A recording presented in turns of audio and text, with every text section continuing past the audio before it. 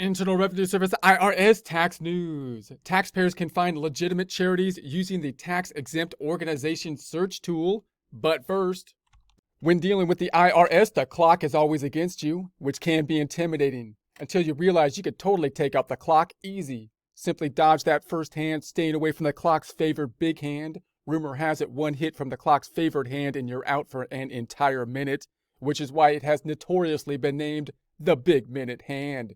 Because you lose a big minute from your life, returning only to find agonizing pain. Then grab the clock's skinny, wimpy second hand, yank it counterclockwise. Clocks hate that. Until you pull the second hand right out of the clock's face. That really sets the clock back a few ticks. The strangeness of the clock's hands growing right out of the center of their face being one of the primary reasons they're so intimidating in the first place. I've taken out clocks, even large clocks, in a matter of minutes. I think. I was never able to time it exactly. The most difficult part is climbing up the wall to get to where the clocks typically like to sit, staring down their hands at you like a creepy ticking spider. Dealing with the IRS is much easier once the clock is no longer against you.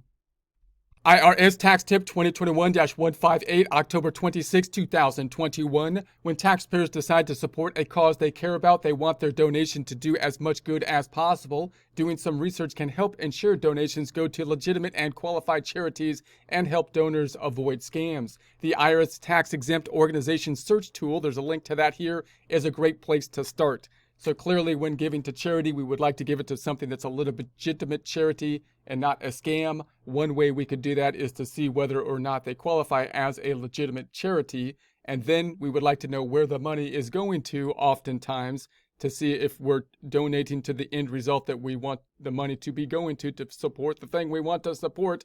And then you also would like to look in, most likely, to how efficient the organization is at getting the money going to the actual thing that you want it to go to, which you would think, if they were a qualified charity, would be kind of a given, but it's not, because it's possible for any kind of organization, whether it be a for-profit or a charitable or government type of entity, to get bloated and not be quite as efficient. And it's actually much more likely for government and not-for-profits to get more bloated than it is for a for-profit, because the for-profit companies have pressure from the people giving them the money, including the investors and the owners, for them to be like lean and mean and actually do the thing that they're designed to do.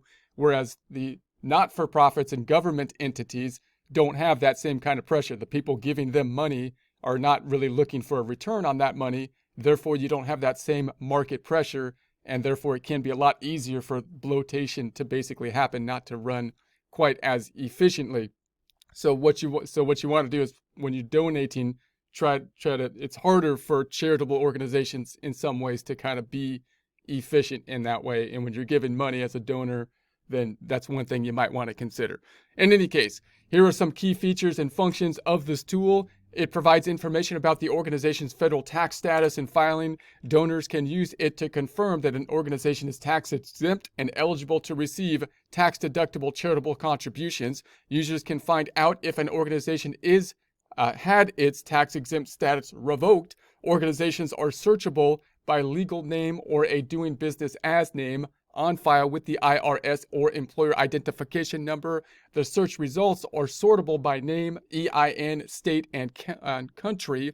Users may also download complete lists of organizations eligible to receive deductible contributions, auto-revoked organizations, and e-postcard filers using links on the Tax Exempt Organization Search page of irs.gov, irs.gov, the IRS website. More information can be found at the links below, including Can I Deduct My Charitable Contributions, 2021 Dirty Dozen Tax Scams, Expanded Tax Benefits, Help Individuals and Businesses Give to Charity in 2021.